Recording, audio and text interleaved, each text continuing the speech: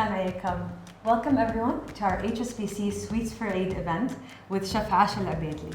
For introduction, Aysha, can you please introduce yourself? Marhaba, my name is Aisha, the youngest Emirati chef. I won the 2018 Kidzania Mini Chef competition amongst 180 mini chefs from all over the world. And I'm so excited to cook these dishes for you today. That is extremely impressive. For someone with such a young age to have accomplished so much is extraordinary. I'm proud of you. You are the role model of every young girl right now, or guy, who's in your age group. Let's kick off with the first dish then. So the first dish is a mixed berry frozen yogurt, and it's only 4 ingredients and it's also healthy. So on that health point, Aysha, conscious that with our generation currently, there's more of an awareness towards living a healthier lifestyle compared to our parents and our grandparents, right? So what inspired you to choose this dish in particular? This dish is really easy and it's made out of ingredients that everyone has in their house. And also, eating healthy is really important so that when we're older we can have a better adult life and we don't really get sick a lot. And can you explain what the ingredients are? We have some frozen berries. If you don't have frozen berries in your grocery store, you can freeze them at home. It's really easy. You just put some mixed berries in a Ziploc bag and freeze it, and you're gonna have frozen berries. Some plain yogurt and some honey. You can use any sweetener available to you, and some lemon. And of course, you can replace whatever fruit you have at home and just freeze it, right? Yeah. Okay. All right. Okay. So let's get started. Let's get started. So the first thing, I have my mixed berries in the blender. I'm going to put the yogurt, honey, and some lemon juice. And we mix.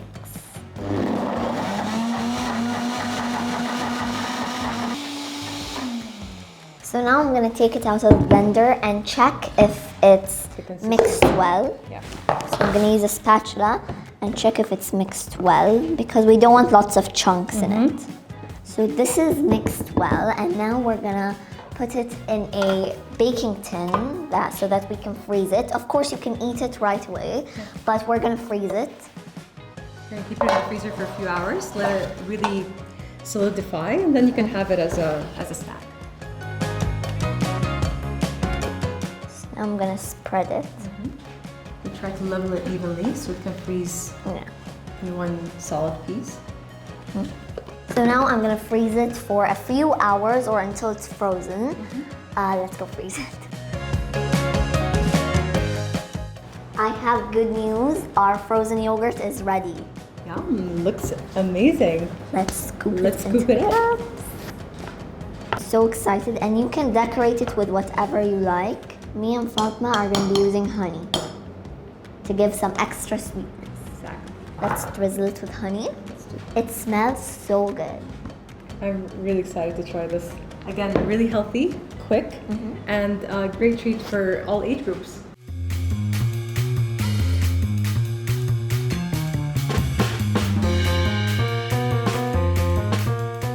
So Aysha, what are we making now? So we're gonna be making crunchy mango pudding. And I love this recipe because it's so fun for the whole family to make, because there's a bunch of steps and everyone can have like a little task. It's interactive and it can involve all age groups depending on obviously the task, right? So one thing I really love about this recipe is that when it's mango season, you have a lot of mangoes, and mangoes sometimes go bad very easily and very quick. So when I have mangoes that are about to go bad, I just do this recipe because it's really, really fun. I'm here working on the pulp, which is basically mango puree. And also, I love this recipe because it's not always mangoes. You can do it with strawberries, berries, really whatever fruit you like. You have available. Yeah. So on the topic of that, Aysha, this recipe, from what it looks like, helps also eliminate food wastage, and that's something that you had talked about, brushed on a bit earlier. And can you tell us why that is? And that's because mangoes, they go bad very easily, and when it's mango season, you can't resist but have lots of mangoes in your fridge. And sometimes you just have some mangoes and you're thinking like, I don't want that to go to waste. Haram. There's some people starving and we're just letting mangoes go to waste. So I thought of this recipe and it's one of my family's favorites. And not even just mangoes, right? I mean, we're utilizing other common ingredients that you can find in your kitchen on a daily basis. Now we're gonna add some black pepper to that. Black pepper? I thought we were cooking a sweet dish. It is a sweet dish, but black pepper gives it a really nice flavor, and I really love adding black pepper. It's a secret ingredient, I guess. Right. So you're freshly crunching it. Ooh, the smell of the butter mixed with the black pepper is really interesting. All right, I think we have these toasted enough. Yeah, so we can close the heat and we'll just spread it evenly all over the dish. And we'll let it cool, and until then I'm going to blend the pulp so that we can have our mango puree. And after I'm done spooning the mangoes in the blender, I'm also going to cut one mango into really small chunks because we're going to use it while assembling the pudding. And that's for decorative purposes, like for the decorative and flavor-wise, and also texture-wise. Texture-wise. So while I'm blending the mangoes, Fatma, maybe you can cut up the mango into really small chunks. Testing my knifing skills, are we? All right.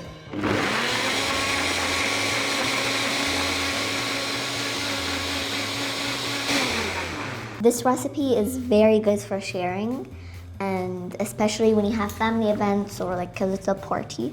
Well, I'm definitely not sharing mangoes. That's one thing that cannot be shared, right? Yeah. So today we're going to be putting it into small cups, but you can put them in a really big bowl and then share it with your whole family.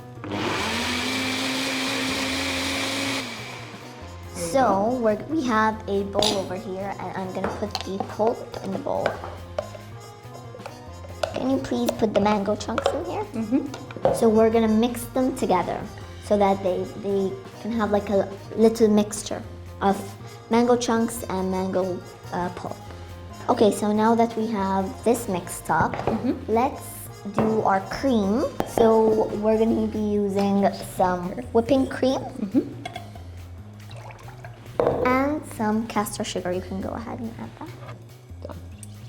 Okay, and we're gonna whip it until we get stiff peaks. And I'm gonna take the saffron and sprinkle it on top of our crispy cornflakes that we cooked with the butter. And why are we doing that, Aysha? To give it some flavor and also give it like a little Emirati touch. There we go.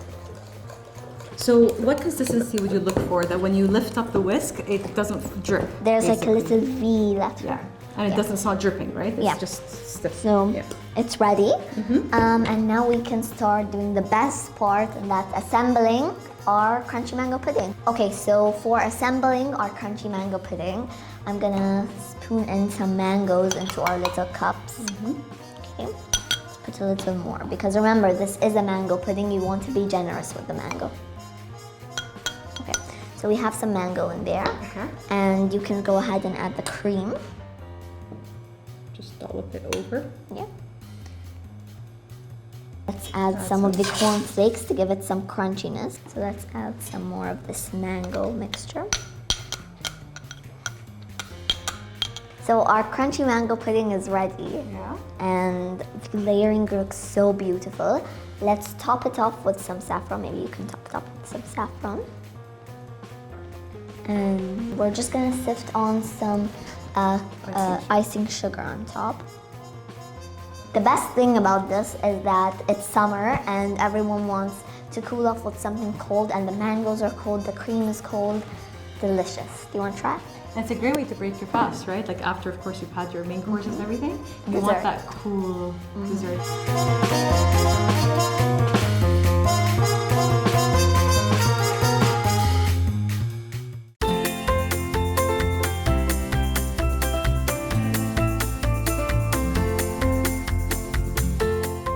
All right, Aysha, we're on to the next recipe. What do we have here today? We have a very traditional Khaliji dessert, and it's called Khanfaroosh, but we're going to be making it in a form of a cake. Ooh, interesting twist. Let's see how this goes. Okay, so let's start first. We're going to be doing one thing very important for the flavor. So I have some rose water, and I'm just going to put some saffron in here. So next step, we're going to be mixing our dry ingredients. So we got flour, rice flour, sugar, baking powder, and cardamom. Okay. Okay, so let's whisk the dry ingredients. Maybe you can whisk it. Okay, so we're gonna crack the eggs. Do you want to crack one? So Aysha, on the point, you mentioned at the beginning that this was a traditional Khaliji dish, and that sweet dessert that is, and we're using authentic ingredients like the cardamom, which is hale, and we're using za'fran, which is saffron. What does tradition signify to you? Who taught you this dish? We grew up eating this a lot, and I love the flavor of saffron, cardamom, all mixed up together. And my grandma, she loves to make this dish. She always makes it, and it's just very special because every time we go to my grandma's house, there would be this cake or any like traditional cake, and that's why this cake is very special. I'm going to be adding oil. So next we're pouring in the milk. And my favorite part, the saffron and rose water mixture. Beautiful. And while I'm mixing, do you mind Of course. brushing? Of course, I don't Do you mind. want to mix? I'll take some oil first, brush. Here you go, the brush. Thank you. Okay. I'll brush the pan with some oil. And this step is very important so that the cake doesn't stick. Exactly. Khanfaroosh is normally topped with some sesame seeds. So I have some sesame seeds, and I'm just going Decorate to the top of the cake. sprinkle it in my baking pan.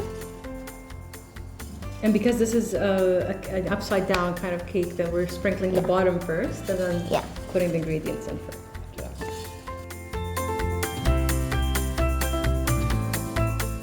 I'm gonna sprinkle it with some sesame seeds. So that the bottom also has The flavor. and texture. So now I preheated the oven at 180 Celsius, and I'm gonna put our cake inside for 20 minutes or until we put a toothpick in and it's completely dry. Dry when you come in. Okay, let's go.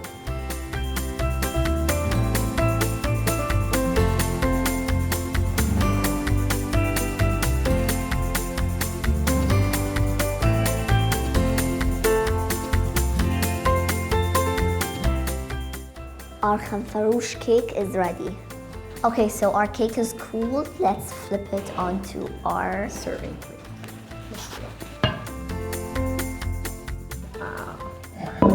Looks so good, and beautiful. it's like the shape of the Khanfaroosh. This is the actual original shape of the This Khanfroush, is except they're the minis. traditional shape of the Yeah, Khanfaroosh. except they're like minis, and now we made it into a cake to serve more people, right? And the sesame seeds were added as decoration, and it gives it that crisp Smells combination between the delicious. golden and the brown, beige. So Aysha, we've reached the stage of completing all three dessert dishes. I do have one final question for you, and I think I know the answer, but I'm still gonna probe it. What are your future aspirations in life? My future plans are to, of course, be an owner of a successful restaurant chain, and have one restaurant with a Michelin star, and have a culinary school to teach other kids and other people what I learned. That is a fantastic dream.